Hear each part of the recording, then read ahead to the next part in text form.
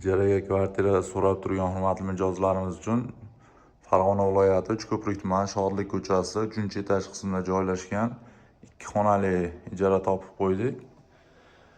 Bu umumiy sanuzelimiz. Buning yonida esa bitta oshxonamiz mavjud. Narx-navosiga keladigan bo'lsak, $200 narxi. Bu joyga ajoyib dekoratsiyalar qilib qo'yishgan. Uzun koridor qismi.